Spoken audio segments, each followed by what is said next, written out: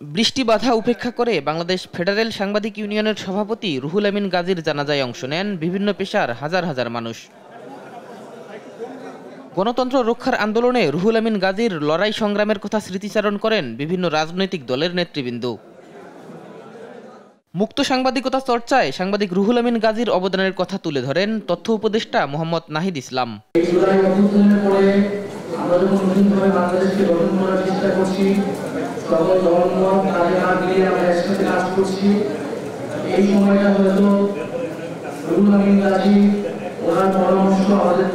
খুবই জরুরি ছিল।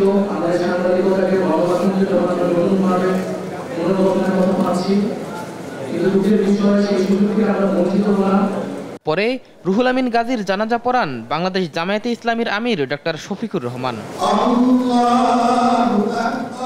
জানাজা শেষে ফুলেল শ্রদ্ধায় শেষ বিদায় জানান জাতীয় প্রেস ক্লাব সহ বিভিন্ন সাংবাদিক সংগঠনের নেতৃবৃন্দ।